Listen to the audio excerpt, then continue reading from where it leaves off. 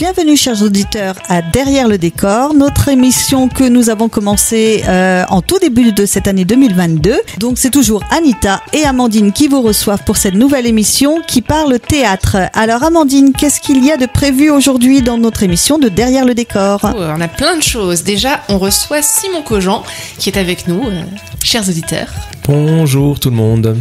Bonjour à toi Simon. Voilà, qui sera donc notre invité d'entre quatre yeux, puis qui va rester avec nous tout le long de l'émission. Ensuite, on parlera de spectacle. On va revenir sur l'Enfant Océan qu'on a été voir à la passerelle de Saint-Brieuc. Et puis, ce sera l'agenda sortie, comme d'habitude. Et ce mois-ci, c'est l'atelier de la Maison des Jeunes qu'on va aller voir d'un petit peu plus près.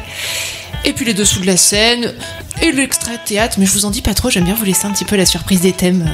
Eh bien, effectivement, on va avoir la surprise et notre émission commence. Bienvenue à tous dans Derrière le décor. Amandine et Anita vous invitent Derrière le décor avec le CAC Sud 22 sur Bilic Radio. Alors Simon, on s'est déjà dit bonjour. Tu vas bien ? Oui, ça va, Madé. Savati, qu'on dit dans le pays. Oui, je suis sacradé, donc... mais j'ai été expatrié dans le pays breton. Donc Amandine, voilà, Simon est ton invité, donc je te laisse commencer avec lui et bien entendu, comme d'habitude, je vais faire mes petites interventions Bon, on attend si j'en ai besoin. Alors, donc Simon Cogent, comédien, humoriste breton, c'est souvent comme ça qu'on te présente. Oui. Alors, moi j'ai noté 3 spectacles, un livre, une chronique sur France 3, tu parles d'expression bretonne, t'as une chaîne YouTube plutôt bien remplie. Enfin bref, on peut dire que tu ne chômes pas. Et non, c'est à peu près ça. 3 spectacles, il y en a plus que un, parce que j'arrive pas à vendre les 2 autres en fait, tout simplement. Mais il y en a 2 autres en préparation, exactement, des spectacles sur scène sur le thème de la Bretagne et du patrimoine immatériel de Bretagne. Donc ton spectacle qui tourne bien, on peut le dire, c'est 100% beurre salé. 100% beurre salé. Ça fait combien d'années qu'il tourne là, celui-là ? Justement, j'avais fait le compte hier, et bien on en est à 4 ans. En comptant un an où j'ai pas tourné, quoi. Oui. Voilà, comme beaucoup effectivement de 93 spectacles. Eh ouais. 93 spectacles. Ouais, 93. Alors pour ceux qui ne connaissent pas encore 100% beurre salé, nous avons justement le petit teaser du spectacle, le début simplement, pour vous donner un petit aperçu de ce que Simon vous propose dans 100% beurre salé. Passion, 3 mots. Passion. Transmission. Et humilité. Ah merde. Il existe une rumeur, une légende sur Anne de Bretagne qui dit que c'est grâce à elle que nos autoroutes sont gratuites. Et dois-je vous rappeler qu'Anne de Bretagne est morte en 1514. C'est comme ça.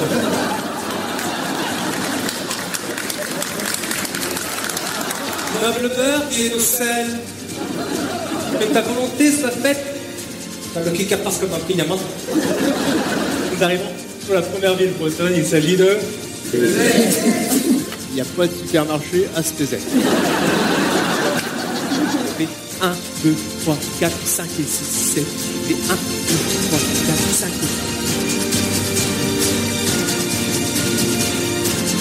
6. Alors un spectacle où ça bouge quand même. Oui, et oui.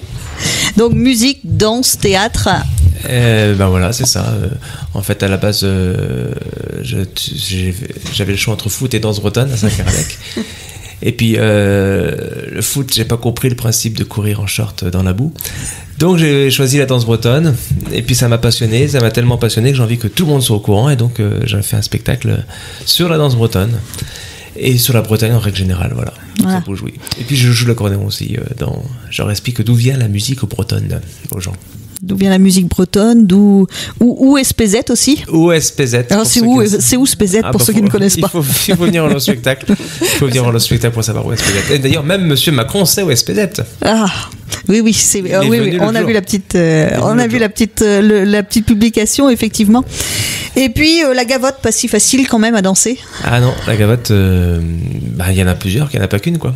Et voilà, c'est ça qui m'a fait, entre guillemets, connaître lorsque j'ai posté ce sketch sur Facebook et que, chemin faisant, j'étais effectivement en randonnée avec mon groupe de vacanciers sur l'île de Moine. Bon, c'était une publication programmée. Je marchais. La programmation est partie, j'allume mon téléphone en fin de rando, 5 heures plus tard, et j'étais à 40 000 vues. Il y a un problème. Et au bout de 3 jours, j'étais à 500 000 vues, et là, c'est plus d'1 million de vues sur cette gavotte. Et quand même. Ouais. Et du coup, c'est quoi ton parcours? Comment t'en es venu au théâtre, à l'humour, à la scène? Avec le CAC Sud 22, je sais pas si vous connaissez. Ça me dit vaguement quelque chose. Un petit peu, oui. Ma mère était la présidente, elle est toujours, je crois, la présidente du théâtre à Saint-Caradec. On a dans la famille, tout le monde fait du théâtre à peu près quand même. Donc en plus de ça, j'étais le guignol de service à l'école. Bon, et puis voilà, c'est comme ça, comme font beaucoup de comédiens. Mais bon, il fallait faire des études sérieuses, donc j'ai fait. Je suis guide touristique en fait. Et en étant guide touristique, je mets un peu de vie dans mes balades. Et puis bon, ça se transforme en sketch. Et puis je me suis dit pourquoi pas faire ces sketchs, des vrais sketchs finalement. Et là, je me suis formé j'ai tout quitté ici il y a 5 ans. Je suis parti à Paris pour me former à l'écriture de sketch, avec ce noble espoir de faire des visites guidées sur scène. Mais bon, ça n'a pas marché du tout, ce que j'ai fait. Et j'ai appris plein de choses. Et puis voilà, en 2017, j'ai loué la salle de Saint-Caradec pour faire mon premier spectacle, qui a reçu un bon écho d'ailleurs. Et j'étais content. En 2016. Et puis en 2017, on a pu retravailler pendant l'hiver et j'avais trouvé un metteur en scène qui m'a beaucoup apporté. On a fait une tournée à bicyclette avec l'ami Manu. On a fait 14 dates sur les 5 départements en 20 jours. Pas mal. Voilà. Et puis c'était parti, quoi. Et puis voilà, on est 6 ans plus tard, avec des millions de vues, des spectacles, des projets en pagaille. Ouais. Et bon, on l'a dit, toi, t'es attaché à la Bretagne, c'est quand même ce dont parlent tes spectacles, beaucoup. Oui, et je tiens à préciser que si j'étais savoyard, picard ou rayonnais, ce serait exactement pareil. Hein. L'important, c'est le titre, enfin c'est la fin du spectacle, c'est savoir d'où on vient pour savoir où l'on va. Il se trouve que moi, quand j'étais à l'école ici, on m'a parlé de Charlemagne, on m'a parlé de plein de choses. Il n'y a pas de souci là-dessus, hein. C'est notre histoire commune, mais justement non. On est français que depuis 1532 et un petit savoyard il est français que depuis 1851 et on lui apprend l'histoire de France et pas l'histoire de Savoie. Alors effectivement, voilà, c'est juste ça, remettre les choses en place. Ouais, remettre les choses en place et puis c'est aussi au CAC Sud 22 et puis peut-être aussi certainement chacun un petit peu dans notre travail, on suit un petit peu cette phrase qui dit « Donnez-leur des racines, il leur poussera des ailes ». Donc effectivement, voilà, quand on sait d'où on vient, on arrive effectivement plus à s'intéresser et à s'envoler plus loin, ça c'est vrai.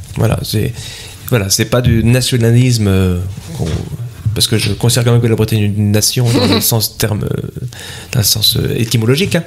Mais je serais né ailleurs, ça se trouve j'aurais eu la même passion pour ce territoire et ça se trouve rien ne dit que je vais pas faire un spectacle sur la Savoie dans 10 ans. Ouais, mais c'est important de parler du territoire, de ce que je connais. J'ai envie que les gamins de Saint-Caradec sachent que ici on parlait gallo, que ici on avait la coiffe dite le capot du zèle, que ici on dansait la ronde, que la rigole d'Ilverne elle était faite par des bagnards, que l'Oust s'appelle, je sais même pas pourquoi ça s'appelle Oust, que la frontière entre la Cornouaille, donc l'évêché de Quimper, et l'évêché de Saint-Brieuc, c'est à Saint-Caradec, c'est l'Oust. Voilà, c'est pas normal que les gamins de Saint-Caradec ne sachent pas ça. Donc il y a tout ça, mais alors on t'a vu aussi dans certains festivals ou effectivement dans l'été où tu te produis aussi dans les rues et on te voit aussi notamment sur France 3. Eh oui, alors là c'est une jolie aventure qui m'est arrivée. Julien Starzik, un humoriste messin, donc de Moselle, parle lui du langage mosellan et tout ça. Et il a carrément fait un bouquin des expressions mosellanes illustrées. Et puis ça a tellement marché, ça a vraiment beaucoup marché. Il était c'était à moitié sponsorisé par le département aussi, qui en a fait une version alsacienne, une version belge, une version marseillaise, et il voulait faire une version bretonne. Et en tapant sur Instagram humoriste Bretagne, il est tombé sur ma gueule, quoi. Donc par hasard, il me dit est-ce que tu voudrais faire un bouquin? T'es qui, toi? Et donc on a fait ce bouquin, les expressions bretonnes illustrées. On a la chance en Bretagne d'avoir la Cobraise qui peut nous soutenir. Et en plus de ça, France Bleu me connaissait, donc on a pu avoir une porte d'entrée pour France Bleu. Et France 3 aussi, du coup. Et comme France 3, ça leur a plu, ils ont aussi commandé une version sketch télé de ces expressions bretonnes. Voilà, parce qu'il y a effectivement le petit livre et les émissions. Qu'on trouve sur YouTube. Sur la page de France 3, pas sur la mienne, malheureusement. Ouais, comme on vous a dit, chers auditeurs, Simon Cogent est un homme en pleine gloire, on peut le dire. Hein. Non, je bosse. Enfin, sauf que depuis 15 jours, là, je suis dans mon canapé. Et oui, pendant que vous bossez, je suis dans mon canapé. Non, je déconne. Je peux m'empêcher, je suis en train de bosser sur mes prochains spectacles et mes prochaines chroniques. Oui, et puis, il y a un de tes projets en particulier dont on voulait parler ici, oui. Notamment parce que ça correspond un petit peu aussi au CAC Sud 22. Donc c'est ton projet de court-métrage à partir d'un extrait, d'un morceau de ton spectacle. Alors si tu peux expliquer un peu aux auditeurs ce que c'est. Alors moi j'ai un spectacle qui fait un spectacle normal d'humoriste, c'est 1 heure, c'est même 55 minutes. La première fois que j'ai joué ici à Saint-Cartec en 2016, la version 0, ça faisait 2 heures. Quand j'ai fait à l'Odéac 1 an après la V1, on va dire, on était quand même à 1h45-46, bien tassé, parce qu'en plus je me suis amusé et tout. Donc, au mois d'octobre, il a fallu que je me remette le spectacle dans les jambes, j'avais oublié les textes, enfin, vous savez tout ce qui s'est passé. Et il fallait aussi que je cadre le spectacle, il y avait des trucs qui me plaisaient pas, c'était pas abouti. Donc, on a pris ce temps en octobre de rétrécir le spectacle et maintenant il fait 1h28. Je suis super content. J'ai joué plusieurs fois et il fait toujours 1h28. Félicitations. Avec des impros, je joue avec le spectacle et je joue avec les gens et ça fait toujours 1h28. Mais super. Est-ce que ça dépend pas finalement aussi de ton public? Parce que tu dis que tu joues avec les gens, mais justement, du coup, j'arrive à gérer grâce au travail de Sébastien, le metteur en scène.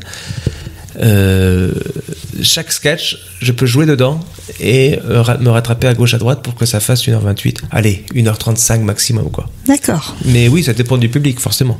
Quand le public est réceptif, est très réceptif, je vais très loin. Quand il est réceptif, je vais loin. Ou quand il est pas là, on file. Et donc, en faisant ce choix de raccourcir le spectacle, j'ai dû laisser un sketch qui me tenait beaucoup à cœur de côté. Et en faisant tout ce travail de remise à plat, je me suis dit que j'avais de quoi faire un deuxième spectacle, ce qui serait consacré exclusivement à la danse bretonne. Et donc, le titre sera « La danse bretonne n'existe pas ». Voilà. Intriguant. Voilà. Et ce spectacle ne sera pas à destination des Bretons pour le coup, parce qu'autant 100% Barcelé s'adresse aux Bretons, autant ce spectacle de danse s'adressera au public français, entre guillemets, dans les centres culturels comme au Palais des Congrès, à l'Odéac ou à Uzel ou à Collinet, qui s'intéressent à la danse en règle générale, quoi. Donc, et un des sketchs que j'ai viré de mon spectacle, qui est vraiment bien, je veux dire, dans le message. Le message, c'est il n'y a pas que la danse, il n'y a pas que la gavotte, il n'y a pas que la danse du petit doigt, il y a aussi d'autres danses, notamment des avant-deux. Donc du pays de Saint-Malo au pays d'Anceny, il y a une multitude d'avant-deux, donc on est face à face, c'est fait 1 et 2 et 3, 4 et 1 et 2 et 3, 4, et il y a des façons de faire le pas complètement différents, qui méritent d'être connus. Et donc j'ai dit, tiens, je vais mettre ce sketch sur Facebook, ça va avoir le même aura que la gavotte. Mais en fait non. Non, il mérite d'être mieux que ça. Donc, je voulais faire un court-métrage, tout simplement, pour montrer la beauté, la diversité de ces danses. Et ce court-métrage qui aura destination donc internet sera dans le spectacle, qui me permettra de me changer dans le spectacle pour faire un final époustouflant. On l'espère. Donc ce court-métrage aura lieu. Ce court-métrage, on va le faire grâce au CAC Sud 22, Comité d'action culturelle de Sud Côte d'Armor. On va tourner ça le 9 et le 10 juillet à 5 Radé. Et on cherche des figurants, hommes, femmes, enfants, béquilles, fauteuil roulant, tout ça. On va refaire une scène de fête des années 30. Et on cherche du monde pour faire des figurants. Donc trop bien. On cherche du monde, ouais. D'ailleurs, auditeurs, vous êtes plus que bienvenus pour participer à ce court-métrage. Et donc, si vous êtes intéressés, on a une réunion d'information pour un peu plus de détails et puis pour être sûr que ça vous intéresse, le 2 mai à 18h au CAC Sud 22 à Saint-Caradec. Et pour vous inscrire, vous pouvez envoyer un mail à théâtre@cacsud22.com. Donc on espère avoir plein de monde pour mettre ce beau projet sur pied. Puis ça promet d'être un moment assez chouette. Puis on a un super réalisateur là, Yannick de Rennes. Vous pouvez regarder sur internet ce qu'il fait. Yannick de Rennes, il fait vraiment des choses géniales. Donc c'est comme un tournage pro, sauf qu'on n'a pas de sous pour vous payer. Mais c'est pour mettre en avant notre patrimoine breton. Voilà, donc on a hâte. De Haute-Bretagne. Que de bonnes raisons de venir en fait, mettre en avant en galop. En galop. Donc que des bonnes raisons de venir, mettre notre patrimoine en avant, effectivement mettre le galop en avant, mettre notre centre Bretagne en avant puisque c'est tourné en avant, tourner avec Simon Cogent, voir comment se fait effectivement un court-métrage, parce que moi par exemple, je sais que je vais m'inscrire comme figurante également, c'est aussi pour voir comment se tourne un court-métrage. Tu nous dis que le réa en plus est super, donc en vrai, moi si j'étais pas déjà dessus, je serais très heureux de tourner avec Yannick, parce que le résultat risque d'être vraiment bien. Du coup, je suis un peu jalouse parce que je suis à l'organisation de tout ça, mais moi j'aimerais bien être figurante aussi sur ce court-métrage. Tu vas être chargé de la figuration. Donc tu seras derrière la caméra. Alors que j'aurais bien aimé être devant, mais bon, on peut pas tout faire. Bon justement, tu as choisi le Esquisse qui donc avec cette musique hongrois qu'on danse. Tu peux nous en parler ? Eh ben, c'est justement cette musique pour montrer. Parce que pour avoir affaire souvent aux vacanciers, aux touristes, aux Français entre guillemets, ils ont une image tellement bignou, enfin même pas cornemuse de la Bretagne. Et c'est l'image qu'on leur donne, il n'y a pas de souci là-dessus. Donc j'ai envie de montrer autre chose. Et le groupe Esquisse a un avant de travers justement cette danse qui s'interprète de façon totalement pas bretonne. Et c'est cette chanson que j'ai choisie dans mon spectacle, et c'est cette chanson qui sera dans le clip qu'on va tourner le 9 et 10 juillet à Saint-Caradec. Nous, on se retrouve juste après cette musique donc. Vous invite derrière le décor avec le CAC Sud 22 sur Bilic Radio. Nous revoilà dans notre émission Derrière le décor avec Amandine et donc Simon Cogent qui est bien sûr resté avec nous. Donc si ça te dit, effectivement, de rester avec nous pour la suite, puisque non, je dois aller récupérer les enfants à l'école. Salut. Ça marche pas, c'est les vacances. C'est les vacances. Et donc, notre prochaine chronique, c'est T'en as pensé quoi ? Alors, T'en as pensé quoi ? C'est nous sommes allés voir un spectacle. Je dis nous, cette fois-ci, parce que pour la première fois depuis qu'on a commencé l'émission, j'y suis allée. Voilà. Et donc, nous sommes allés voir L'Enfant Océan. Donc, Amandine, c'était quoi ce spectacle-là ? Alors, L'Enfant Océan, si vous vous rappelez bien, les auditeurs, je vous en ai parlé le mois dernier. Mais je vous le refais ici, le petit résumé de ce que c'est. Alors, à la base, L'Enfant Océan, c'est un livre qui a été écrit par Jean-Claude Mourleva, qui raconte l'histoire de Yann, un petit pousset des temps modernes, avorton aux yeux de ses parents. On imagine un petit garçon de 10 ans qui fait la taille d'un enfant de 3 ans. A priori, voilà, c'est déjà, ça pose déjà un petit peu la situation. Et donc, ce petit garçon, il va convaincre ses 6 frères, qui sont tous jumeaux, donc 3 paires de jumeaux, de partir avec lui pour ne pas se faire tuer par leurs parents. En tout cas, c'est ce qu'il leur dit. L'originalité du récit et de la pièce tient dans le fait que tout est raconté en fait par les protagonistes qui rencontrent Yann et ses frères au cours de leur périple. Donc en fait, on a vraiment plusieurs points de vue différents qui se succèdent avec des visions qui ne sont pas forcément les mêmes sur ce qu'ils ont vu, sur comment sont les enfants. Et même quand les frères parlent de leur aventure, c'est vraiment fait comme un récit en fait. On a un peu l'impression d'un journal intime qui s'adresserait au public. Et la dernière petite particularité qui est quand même importante, donc Yann, c'est un enfant qui ne parle pas, mais qui se fait parfaitement comprendre de ses frères, et il était représenté dans le spectacle par une marionnette. Donc il y avait des acteurs, cette marionnette-là, et tout un système d'écran, de murs blancs, carton, sur lesquels étaient projetés en fait les décors des différentes scènes où se retrouvaient les enfants. Mais je propose qu'on écoute le teaser déjà, effectivement. Je m'appelle Yann Doutrelot, j'ai 10 ans. Une nuit de novembre, par grande pluie, j'ai entraîné mes 6 frères. Et nous avons quitté la ferme de nos parents. Nous sommes allés vers l'ouest, vers l'océan. Il tombait des cordes. Et c'est moi qui l'ai ramené chez lui ce matin-là. Je ne l'ai jamais revu depuis. Si j'avais su que c'était la dernière fois, je l'aurais regardé davantage. Il faut partir, Fabien qui me dit. Tous, vite, avant le matin. Toute une tripotée de gosses, d'un seul coup dans mes phares, et qui lèvent les bras en l'air. Arrêtez-vous, arrêtez-vous. La route défilait dans les phares. J'aurais voulu rester toujours dans ce camion. On suit les chemins, les sous-bois, le bord des rivières. Parfois, c'est large et doux sous les pieds, alors on marche de front d'un bon pas. Vous entendez ?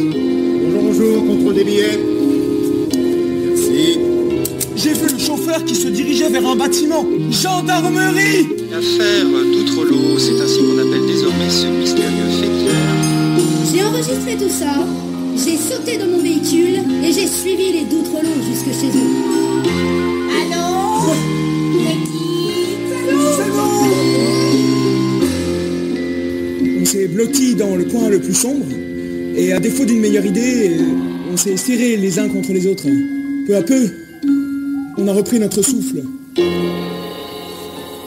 Pour la première fois de ma vie, un sourire est apparu sur mon visage. J'étais bien. Donc un beau spectacle. Personnellement, moi je suis allée le voir parce que je connaissais le livre. Ça n'a pas été le cas de ce n'était pas le cas de tous les spectateurs, hein, Amandine. Non, la plupart ne connaissaient pas. Il y en avait un ou deux, je crois, qui avaient déjà lu, parmi les parents d'ailleurs. Mais sinon, pour la plupart, c'était effectivement une découverte. La pièce, donc là, elle a été adaptée par Frédéric Sontag. Donc il y a, comme je disais, un personnage qui est interprété par la marionnette, mais sinon il y a 6 comédiens qui se partagent les différents rôles. Donc à la fois les frères, qui sont aussi joués d'ailleurs par des femmes, donc les frères de Yann, du héros, et les différents personnages qu'on rencontre dans la pièce. Et je sais pas comment tu l'as ressenti toi, mais pour moi c'était presque comme un reportage télé en fait. L'enchaînement des scènes, le fait d'utiliser les écrans, de projeter des choses, il y avait vraiment ce côté presque télévisuel. Oui, ça permettait effectivement de rendre un petit peu plus actuel effectivement ces morceaux de scène, et puis c'était très dynamique aussi, ça rendait du coup la présentation très dynamique, et puis j'ai trouvé donc la mise en scène particulièrement bien, un petit peu. Alors je ne sais pas si j'ai été déçue un petit peu parce que je connaissais déjà l'histoire, et forcément quand on connaît l'histoire, on connaît forcément la fin. Donc on sait ce qui va se passer. Mais je m'attendais, j'avais vraiment hâte d'y aller parce que j'avais envie de voir quelque chose. Je me demandais comment ils allaient mettre en scène ce livre que j'avais lu et que j'avais beaucoup aimé. Et j'ai pas eu de surprise, j'ai trouvé ça vraiment très très fidèle à l'œuvre. Donc voilà, j'aurais aimé un petit décalage certainement. Ouais, alors c'est vrai que moi comme je l'ai pas lu, ça m'a pas fait cet effet-là, et j'ai trouvé ça vraiment chouette. On était pris dans le rythme de l'aventure. Après, c'est vrai que j'en ai discuté avec d'autres personnes qui par exemple trouvaient que c'était un petit peu trop raconté. Ça manquait de dialogue, c'est vrai que ça manque théâtre entre guillemets comme on s'y attend, c'est-à-dire une scène, deux protagonistes qui jouent la scène devant nous et puis une autre scène. Là, c'est vrai qu'il y avait beaucoup de récits, donc il y avait ce côté qui pouvait peut-être un petit peu déstabiliser certaines personnes.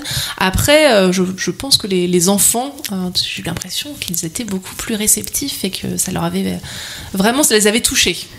Donc on va te demander un petit peu ton avis, Simon, même si tu l'as pas forcément vu. Mais en attendant, effectivement, on va écouter le retour qu'ont eu certains spectateurs sur ce spectacle, L'Enfant Océan. Très bon spectacle, hein, très bien approprié au niveau de l'enfance. L'enfance parfois mis dans des familles avec difficultés. C'était émouvant, la solidarité entre les 7 frangins. C'est qu'à la fin c'est triste pour lui parce qu'il aime ses frères, mais en fait il vit malheureux chez lui, du coup il pensait vivre heureux tout seul. Si j'étais Yann, moi je serais reparti avec mes frères. Alors j'ai trouvé ça très captivant, surtout les personnages qui jouaient un double rôle. J'ai bien aimé le fait que les jumeaux, chaque paire de jumeaux soit faite par une personne. Et aussi que Yann, il y a une personne qui fasse des signes et qui est habillée pareil que Yann, que ce soit le double de Yann un peu. Aussi les écrans, ça fait ça nous aide à comprendre parce que par exemple dans la voiture, et puis on voit où ils sont aussi, leur environnement. J'étais un peu partagé. Mais peut-être parce que ça a bousculé mes habitudes. La narration, qui est en forme de journal, je l'ai trouvé un peu... c'était un peu bizarre pour moi. Après, la mise en scène, il y avait plein de choses intéressantes. L'acteur qui jouait le grand frère, qui je trouve parle comme Vincent Cassel, ça m'a fait marrer. Et puis, après, ça restait une expérience agréable, on voit pas le temps passer. Pas beaucoup de surprises pour moi parce que je connais l'œuvre. Et effectivement, oui, c'est fidèle et j'ai pas forcément été surprise par la fin, mais j'aime bien aussi le fait que ça colle beaucoup au livre. Moi, j'aime bien les écrans aussi qui dynamise beaucoup le spectacle, voilà. Et j'ai mis du temps à voir que Yann avait son double en fait dans le monsieur qui traduisait en langue des signes, et j'ai trouvé que c'était une chouette idée. Moi j'ai beaucoup aimé, il y avait des petits retournements de situation auxquels je ne m'attendais pas, et j'ai trouvé ça vraiment avec une ambiance un peu pesante, vraiment tout le long ça a été un petit peu pesant, et ça mène à réfléchir, et c'est vraiment une très jolie histoire. Et on compte acheter le livre, voilà. Donc un spectacle qui a plu, plus ou moins effectivement. Oui, quand même, de manière générale. Et c'est vrai que là, en réécoutant les impressions, on n'a pas évoqué effectivement ce personnage qui est là dès le début et qui traduit tout le spectacle en langue des signes. Et on ne fait pas forcément attention à lui. Je sais pas toi, mais moi, je l'ai très vite mis de côté en fait, en me disant j'ai pas besoin de le regarder. Finalement, moi, j'écoute le spectacle. Et on se rend compte à la fin que effectivement, c'est peut-être le double de Yann. Moi, les vêtements similaires, je les ai vus qu'à la fin, vraiment sur la dernière partie du spectacle. Enfin, je trouve ça assez original. Moi, comme celle qui a commenté, dès le début, effectivement, j'ai été assez captivée par lui, en fait. Donc, pour t'expliquer, pour t'expliquer Simon, oui. C'est en fait un homme qui était, il était à différents endroits en fait sur la scène. À chaque scène en fait, il bougeait d'endroit et il traduisait tout ce qui était dit en langue des signes, et il était aussi très expressif et tout. Donc c'était une façon très intéressante, non seulement effectivement pour les personnes malentendantes, ça c'est certain, mais aussi il avait vraiment sa place sur la scène, quoi. Voilà. Et donc la fin permet de s'imaginer plein de choses. Les enfants en sortant étaient en train de se dire qu'est-ce qu'il est devenu ce petit garçon. Les enfants qu'on entend là, ils ont de quel âge à quel âge? Il y avait un grand là quand même. 8 à... Oui, il y a des adultes aussi. 8 à 15 ans, et après il y avait des adultes, les parents qui étaient là. Oh, il n'y avait pas que des parents, il y avait aussi... des parents ou pas, d'ailleurs, effectivement. Des adultes. Voilà. Parce qu'on emmène tout le monde voir nos spectacles. Les spectacles qu'on sélectionne, il n'y a pas de limite. Voilà, donc on va passer du coup à notre rubrique suivante qui est l'agenda des sorties. Donc l'agenda des sorties en Bretagne, l'agenda des sorties ailleurs, et on s'aperçoit que si on veut, eh bien voilà, on a toujours un spectacle à aller voir, on peut toujours être diverti par tout ce que nous proposent les artistes. Oui, alors aujourd'hui je vais commencer avec un spectacle engagé du collectif Le Grand Cerf Bleu. Donc c'est un spectacle qui s'appelle Robin Expérience Sherwood et qui interroge la figure romantique et romancée de l'une des premières figures de la résistance, qui est donc Robin des Bois. Et alors, autour des notions de désobéissance civile, face aux violences sociales et aux injustices d'aujourd'hui, on se demande quelles sont les figures modernes de Robin des Bois. Et en fait, le Grand Cerf Bleu, donc le collectif, est parti interroger à la fois des militants, un forestier, mais aussi des chefs d'entreprise, pour décortiquer un petit peu cette figure-là du Robin des Bois moderne. Le rendu se veut amusant, certes, mais aussi précis.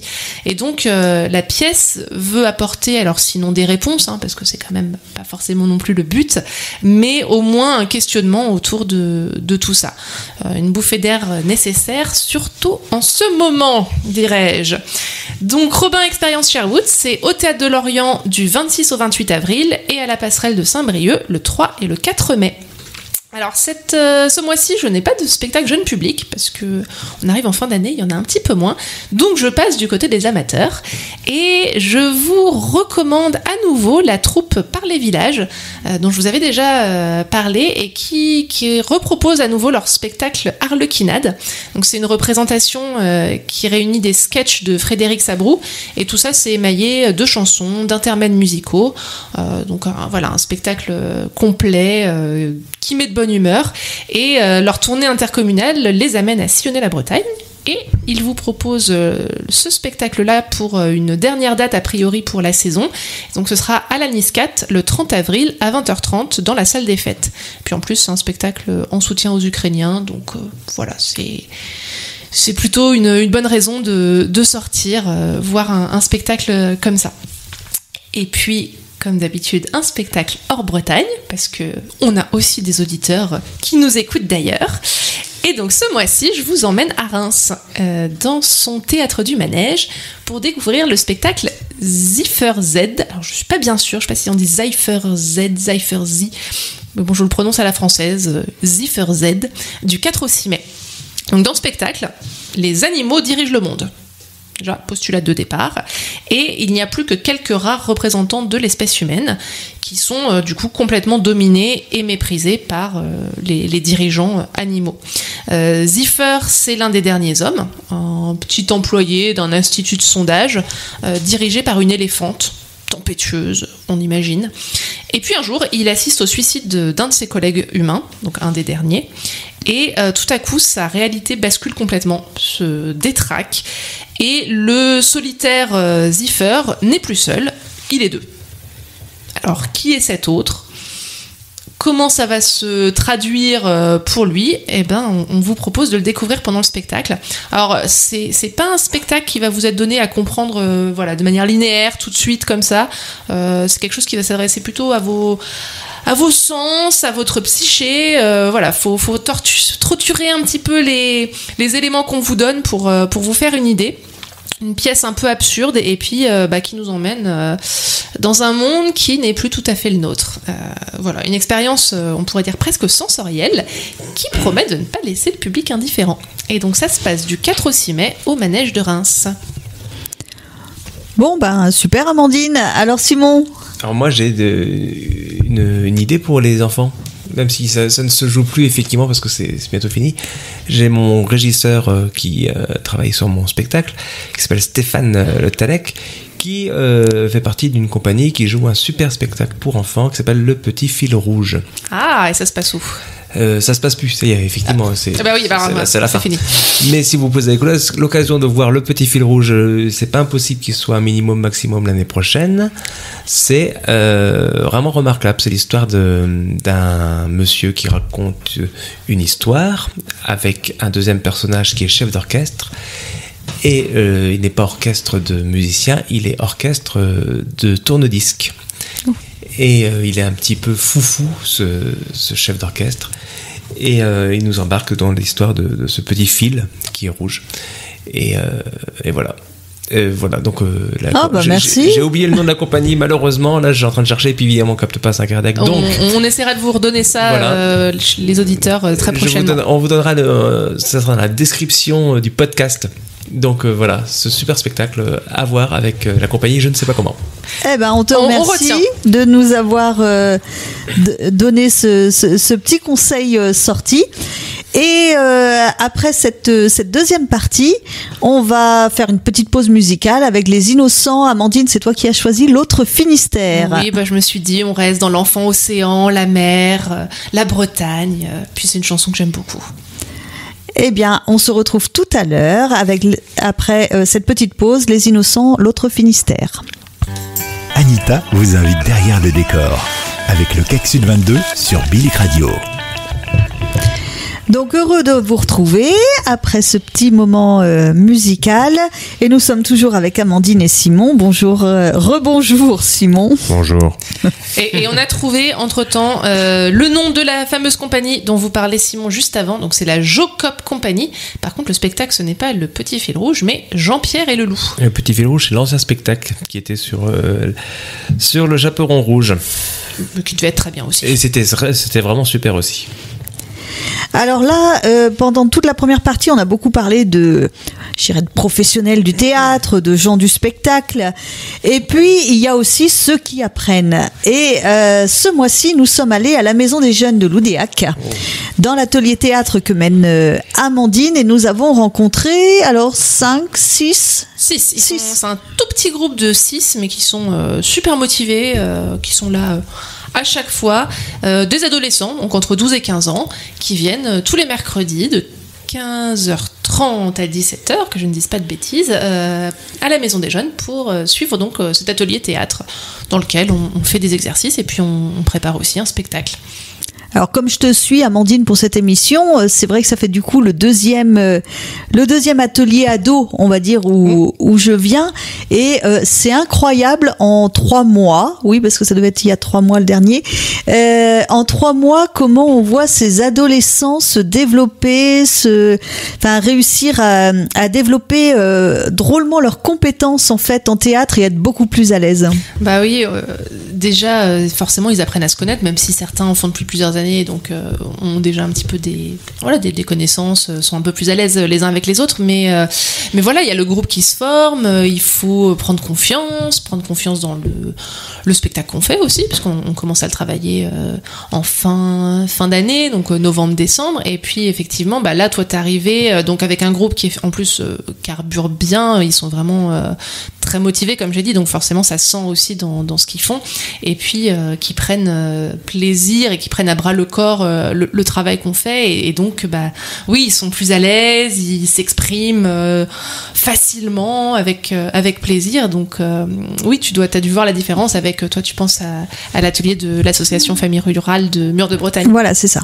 Alors toi Simon, est-ce que dans ta tendre jeunesse tu es aussi allé dans les ateliers théâtre, oui. Les cours? Oui, à Saint-Cardec on avait avec le CAC Sud, c'était Pascal, pour ceux qui se souviennent, Pascal Rebourg. Avant, il y avait un monsieur, j'ai oublié son nom, un monsieur qui faisait du théâtre à Paris, qui habitait à La Chaise. C'est lui qui donnait les ateliers théâtre ici au CAC, dans les assos qui lui demandaient.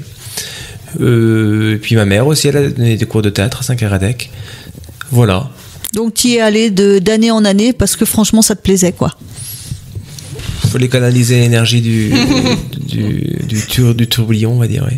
Mais apprendre un texte, c'est vraiment horrible.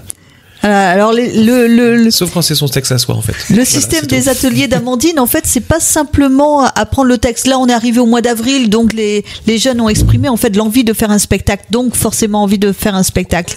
Il y a une partie texte à apprendre, mais c'est vrai que toute la première partie d'année, c'est vraiment travailler sur le corps, la voix, l'expression. Ouais, et même le texte à apprendre, en fait, moi je travaille pas du tout avec voilà le texte, vous l'apprenez chez vous et vous revenez la semaine prochaine en le sachant. Pas du tout.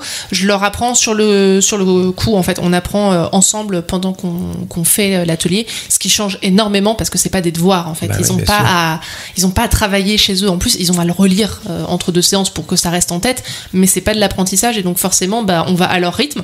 S'ils vont vite, c'est très bien. On rajoute des choses, on va plus loin. Si on sent que voilà, ils ont pas forcément envie d'y passer trop de temps, et on adapte les choses et ça fait que le spectacle à la fin il ressemble aux enfants aussi et à leurs envies. Et effectivement là, ce groupe-là notamment, quand je leur ai demandé s'ils avaient envie de travailler sur un spectacle ou pas, il y a eu c'était un oui clair, donc il y avait une envie aussi de leur part d'apprendre du texte. Alors comme je disais, je suis allée passer un petit moment avec vous, moment bien agréable parce que franchement, je me suis retrouvée avec des jeunes qui avaient la pêche. Et on va écouter un petit peu ce qu'ils pensent de l'atelier théâtre. Et Amandine, on va beaucoup t'entendre dans cet extrait parce que là, j'ai voulu marquer un petit peu ta place. Voir justement la place qu'a l'animatrice théâtre et justement comment par rapport à cette place on arrive à motiver une troupe de jeunes dans ce cadre-là. On décroise les jambes, on se tient prêt et... Zip, zip, bang. Le petit chat est mort. Oh non. Bien sûr que je viens avec plaisir parce que ça fait longtemps que je fais du théâtre et j'adore ça. Zip, sirène. Salut capitaine. J'aime venir à l'atelier de théâtre parce que ça m'aide à me détendre et à mieux exprimer aussi ce que je ressens et à m'ouvrir aussi. Ça permet de découvrir de nouvelles personnes et de s'amuser avec. Mettez-vous dans vos personnages, n'oubliez pas que à n'importe quel moment de la pièce, il y aura forcément au moins une personne qui vous regarde. Même si vous n'êtes pas en train de parler, on vous observe, on regarde ce que vous faites, donc vous êtes constamment dans la peau de votre personnage. Et puis la chose la plus importante qui est quand même... Oui, s'amuser, c'est quand même le principal. Vous êtes ici pour faire un atelier plaisant, donc amusez-vous avec votre pièce. En fait, c'est l'histoire d'un metteur en scène qui, avec son assistant, il cherche une troupe pour jouer Roméo et Juliette. Voilà. La pièce, elle est bien à jouer parce qu'on joue un peu de tous les rôles et tous les rôles ont vraiment un caractère à eux. La compagnie des enfants perdus. Je sais, tu peux l'appeler Zoro, comme ça t'auras un beau sauvage. Adorable. Non, pas adorable. Rabat-joie. Non. Quoi? Mais c'est pas vrai. Mais de quoi? C'est l'équipe de questions pour un petit champion. On va passer à la télé. En fait, c'est pas moi qui a voulu venir, on m'a forcé parce que j'avais du mal à m'ouvrir et à m'exprimer. Et du coup, le théâtre, en fait, ça aide à pas rester dans son monde, plutôt à ouvrir les bras. J'arrivais pas à parler fort comme je parle maintenant, j'arrivais pas à articuler aussi. Je mâchais mes mots, on va dire. Et depuis que j'ai commencé le théâtre, j'arrive mieux à parler et à être compréhensible, on va dire. Ce soir, votre émission préférée parlera d'amour, de haine, de batailles sans merci et de familles déchirées. Vous avez deviné, nous parlerons de... La famille Kardashian. Perdu, il s'agissait de Roméo et Juliette. Avec le masque, on utilise plutôt les yeux et un peu aussi le haut de la tête. Sinon, après, parfois, on peut voir derrière le masque quelle expression on fait. Avoir la moitié du visage caché, ça nous aide aussi à travailler le corps sur une pièce pour montrer nos émotions et les gestes qu'on fait. On réveille aussi la voix, on réveille le corps, on essaye d'être énergisé. Voilà, tout simplement. Et que peux-tu dire aux auditeurs de Billig Radio ? Moi, je lui dirais que il faut venir à l'atelier parce que déjà, il va gagner confiance en lui. Et il va s'amuser et puis tout ce qui le rendra triste, par exemple, il pourra tout expulser en jouant et il va s'amuser. Alors il va s'amuser, donc voilà ce qu'on entend effectivement chez ces jeunes. Il va s'amuser et puis il y en a certains qui ont parlé effectivement de s'exprimer avec le masque. Qu'est-ce que tu en penses toi, Simon ? J'ai le cul bordé de nouilles. Je suis intermittent. Donc je suis resté chez moi j'ai pas mis le masque plus que ça. Le jour, je sais plus ce que j'ai fait, ça faisait peut-être 6 mois que ma femme mettait le masque tous les jours, et j'ai dû le mettre une journée, j'en pouvais plus. Et elle m'a dit, bah voilà, tu comprends. Ouais, mais alors tu vois, ces jeunes-là, ils sont obligés de le mettre tous les jours, enfin plus trop en ce moment, mais du coup, ils ressortent bien en fait allez, je vais peut-être dire un gros mot, ce traumatisme qu'ils ont. D'ailleurs, effectivement, quand j'y suis allée, ils avaient tous le masque. Et c'est leur choix. Hein. C'est-à-dire que là, depuis que les règles se sont assouplies, ils pourraient tout à fait l'enlever, mais ils décident tous de le garder. Et par contre, ils ont bien compris qu'il faut s'exprimer du coup d'une autre façon, puisqu'on a quand même la moitié du visage caché. Ouais, et puis ça les a pas empêchés. Ça, c'est bien. Par contre, ça les a pas empêchés d'en faire. C'est vrai qu'en début d'année, on a été obligé de les remettre à un moment donné assez rapidement, hein, en fait, je pense à partir du mois d'octobre, novembre, ils nous les ont remis, et ben malgré ça, voilà, ça les a pas empêchés de trouver d'autres moyens de faire du théâtre en fait, et de s'exprimer, de trouver comment sortir un petit peu toutes les émotions. Je trouve ça très intéressant ce que disait la dernière en disant bah voilà, que même quand on est triste, en fait, le théâtre ça permet aussi d'expulser tout ça. Mais c'est vrai que c'est dur. Hein. Les enfants et tout ça, on voit pas ce qu'ils pensent, c'est chiant. Et moi, j'ai une chance, mais vraiment énorme. Quand je travaille, tout le monde est masqué, sauf moi. D'ailleurs, l'autre jour, je suis monté sur scène, et à un moment, je fais monter quelqu'un du public sur la scène, et je dis, bon, là, c'est quand même tendu, on est Nord Finistère, c'est chaud, je vais mettre le masque, moi, pour rigoler. Et c'est un sketch muet. Un sketch muet, où je fais des grimaces tout du long. Avec le masque, en fait, j'ai enlevé au bout de 20 secondes, quoi. Ouais. Et même quand je fais mes chroniques sur YouTube et tout ça, je suis chez moi, je suis tout seul, donc j'ai mon visage qui est... Ouais, donc mais là, ça va. Chez toi tout seul, pas de souci. J'ai de la chance. Bon, donc c'était l'atelier théâtre de la MJC de Loudéac. Donc pour tous les jeunes qui voudraient en faire, il ne faut pas hésiter. La MJC à Loudéac est tout à fait ouverte aux inscriptions pour l'année prochaine désormais, je pense. Absolument. Et puis ces jeunes-là qui vont donner un spectacle au mois de juin. Oui, et en plus ils vont avoir la chance de jouer au Palais des Congrès et de la Culture à Loudéac. Donc il y a une représentation des 2 ateliers de la Maison des Jeunes le 29 juin à 19h, si je ne dis pas de bêtises, au Palais des Congrès et de la Culture de Loudéac. Et donc c'est ouvert à tous et c'est gratuit. Si ça vous dit de venir voir un petit peu le résultat, entre guillemets, de cet atelier. Et donc désormais on arrive à notre chronique suivante qui est les dessous de la scène. Donc les dessous de la scène, c'est une chronique où Amandine nous révèle justement un petit peu ce qui est derrière le rideau, sous la scène, dans les coulisses, les expressions par exemple aussi qui sont utilisées dans le théâtre et on ne les comprend pas. Grâce à Amandine, on a la solution. Alors aujourd'hui, je vais vous expliquer, chers auditeurs, c'est quoi la différence entre cour et jardin. Alors, si vous avez été confronté à ces mots, c'est probablement donc que vous avez entendu parler du théâtre. Donc, on utilise cour et jardin pour parler des côtés de la scène sur lesquels doivent se placer les comédiens, donc à gauche ou à droite de la scène. Alors, le problème, c'est que cette distinction droite et gauche, elle a longtemps posé souci aux acteurs parce que ceux-ci ne savaient pas si on leur demandait de se placer à gauche par rapport à eux, sur la scène, ou par rapport au public qui regarde la scène. Enfin bref, c'était très compliqué de se comprendre. Pendant un temps, les côtés ont été désignés en France par côté de la reine et côté du roi, et ça correspondait en fait à l'emplacement des loges royales lorsqu'on regardait le public depuis la scène. Donc ça permettait d'indiquer aux comédiens où est-ce qu'on voulait qu'ils se placent. Mais c'est à partir des années 1770 que les termes cour et jardin vont vraiment émerger, et puis ils disparaîtront plus en fait du langage théâtral français qui, aujourd'hui encore, c'est ce qu'on utilise pour désigner les côtés. Donc, pourquoi est-ce qu'on parle de cour et de jardin ? Eh bien, tout simplement parce que la salle de la Comédie Française, qui était vraiment le théâtre parisien, donnait d'un côté sur le jardin des Tuileries et de l'autre sur son palais, donc la cour. Ainsi, il y a un metteur en scène qui, lors d'une répétition du mariage de Figaro de Beaumarchais, a utilisé cette astuce pour indiquer à ses comédiens où se placer. Il leur a donc dit jardin, côté jardin, jardin des Tuileries à gauche. Alors à gauche, quand on regarde le spectacle, voilà, quand on est le public et qu'on regarde la scène, et cour palais des Tuileries à droite. Donc voilà, c'était une façon assez simple de dire jardin-cour.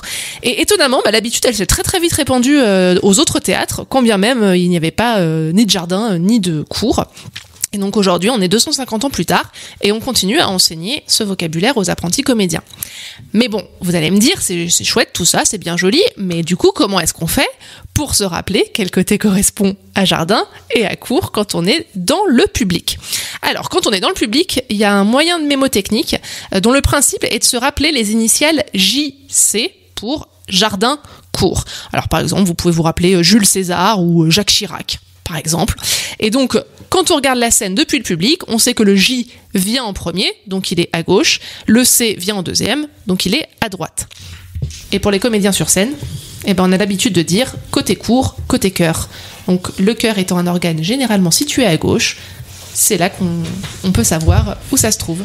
Donc maintenant, quand vous irez voir une pièce, vous pourrez crâner auprès de vos voisins en leur disant « c'est très original, cette petite table posée côté jardin ». Donc, prochain spectacle qu'on va voir, on va tout de suite se dire, savoir où est la cour et où est le jardin. Alors moi j'ai une autre astuce. Ah vas-y. Parce que dans mon spectacle, je dis, j'avais le choix entre foot et danse bretonne, et caté, parce que j'avais pas le choix. Ce qui fait que moi je dis Jésus-Christ, et en faisant le signe de croix, quand je suis dans la salle, Jésus est à ma gauche, et donc c'est comme, je fais toujours le signe de croix dans une salle. À chaque fois qu'on me dit va à cour ou à jardin, je fais le signe de croix pour savoir où je dois aller. Chacun ses moyens, l'important c'est que ça marche. Et j'ai appris quelque chose avec une conférencière chef d'orchestre. Vous regarderez à cour il y a la mort et à jardin il y a la vie. Vous regarderez ça dans toutes les mises en scène.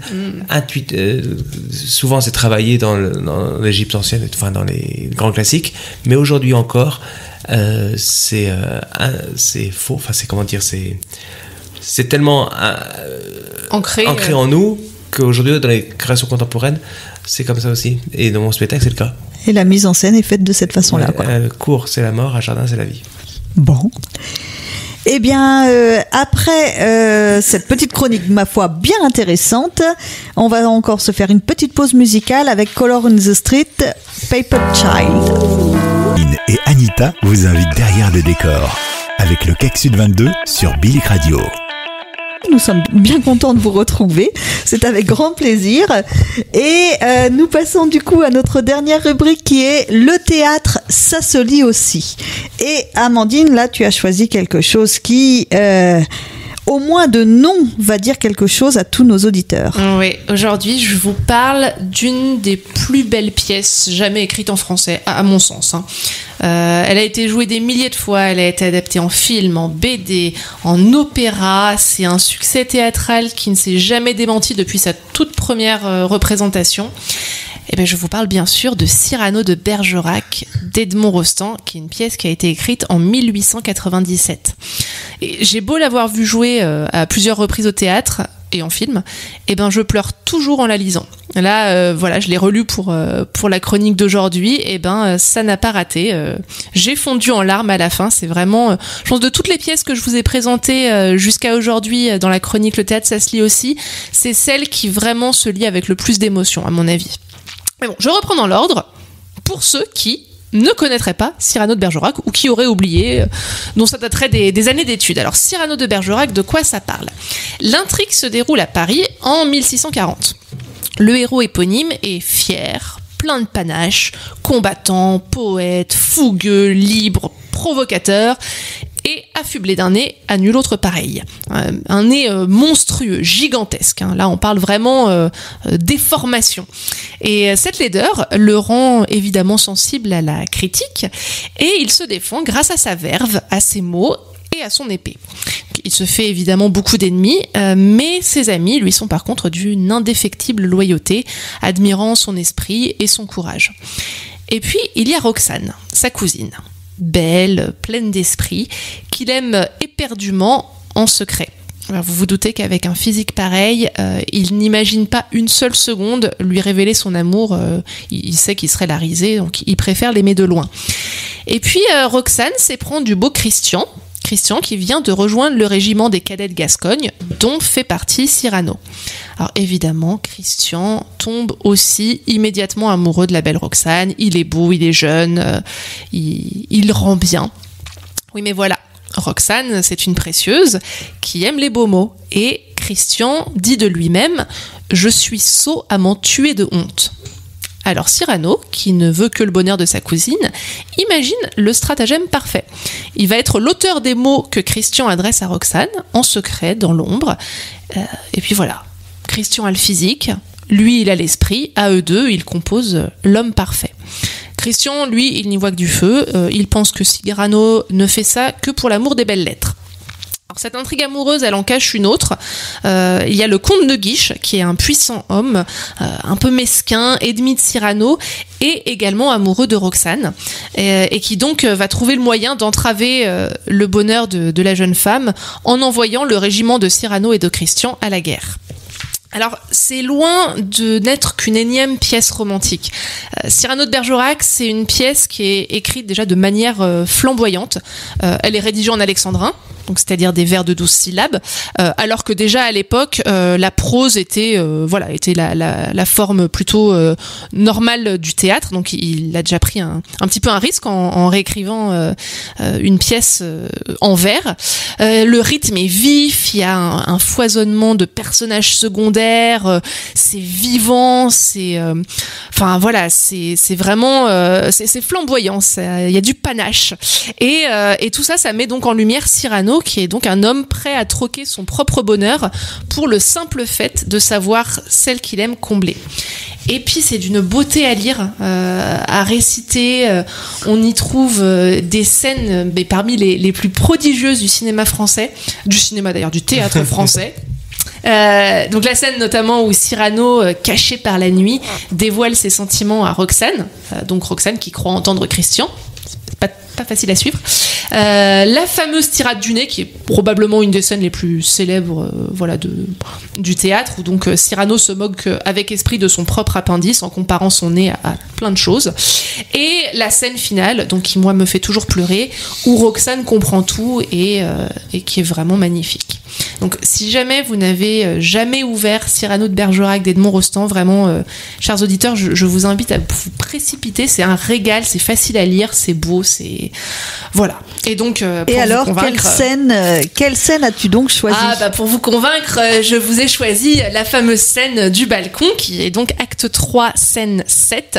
Et donc Cyrano, là, au moment où on va commencer à vous le lire, vient de prendre la place de Christian.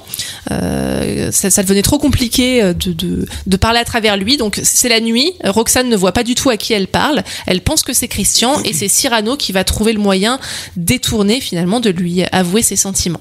Donc Simon a gentiment accepté de prendre le rôle de Cyrano, et est-ce qu'on lui a demandé d'ailleurs comment ça, on ne laisserait pas le choix à nos auditeurs? Il y a pire que de faire Cyrano. Oui, c'est quand même un magnifique rôle. Et puis je vous lirai Roxane. On écoute donc cet extrait. Aujourd'hui, vos mots sont hésitants. Pourquoi ? Mais c'est qu'il fait nuit. Dans cette ombre, à tâtons, il cherche votre oreille. Les miens n'éprouvent pas difficulté pareille. Ils trouvent tout de suite. Oh, cela va de soi. Puisque c'est dans mon cœur, eux, que je les reçois. Or, moi, j'ai le cœur grand, vous, l'oreille petite. D'ailleurs, vos mots à vous descendent. Ils vont plus vite, les miens montent, madame. Il leur faut plus de temps. Mais ils montent bien meute depuis quelques instants. De cette gymnastique, ils ont pris l'habitude. Je vous parle en effet d'une vraie altitude. Certes, et vous me tueriez si de cette hauteur vous me laissiez tomber un mot dur sur le cœur. Je descends. Non. Grimpez sur le banc alors, vite. Non. Comment non? Laissez un peu que l'on profite de cette occasion qui s'offre de pouvoir se parler doucement, sans se voir. Sans se voir? Mais oui, c'est adorable. On se devine à peine. Vous croyez la noirceur d'un long manteau qui traîne. J'aperçois la blancheur d'une robe d'été. Moi, je ne suis qu'une ombre, et vous qu'une clarté. Vous ignorez que moi, ce que sont ces minutes, si quelquefois je fus éloquent. Vous le fûtes. Mon langage jamais jusqu'ici n'est sorti de mon vrai cœur. Pourquoi ? Parce que jusqu'ici, je parlais à travers... Quoi ? Le vertige où tremble quiconque est sous vos yeux. Mais ce soir, il me semble que je vais vous parler pour la première fois. Et je vous invite à découvrir la suite dans la pièce d'Edmond Rostand. C'est beau quand même. Bon, c'était magnifique, je n'y avais pas ma place, mais... La prochaine fois, je te laisserai lire. Donc, c'est la fin de notre émission. Merci à toi, Simon. Mais merci pour l'invitation. C'était un plaisir de t'avoir avec nous. Je pense que les auditeurs seront contents. Et on rappelle aussi que le court-métrage va avoir lieu début juillet. Oui. 9 et le 10. Le 8 et 9. 9 et 10. Le samedi et dimanche, c'est ça. Donc 9 et 10. Voilà. N'embrouille pas les auditeurs. 9 et 10 juillet. Et donc, on est à la recherche de bénévoles. Pour faire de la figuration. Enfants, femmes, hommes, anciens. Tout le monde. Tout le monde est bienvenu. De deux sexes. Et puis, vous aurez à manger sur place. Oui. On prendra soin de vous. On aura des costumes. Et il n'y a pas besoin d'avoir d'expérience. Voilà, vraiment, tout le monde est venu. Donc, cette émission fut un véritable plaisir. On va vous retrouver le mois prochain. Au mois de mai, est-ce que tu as déjà des petites choses à nous annoncer, Amandine, pour la prochaine émission ? C'est encore en discussion, donc je préfère vous laisser la surprise de qui sera notre invité. Mais ce sera comme d'habitude un plaisir à faire cette émission pour vous.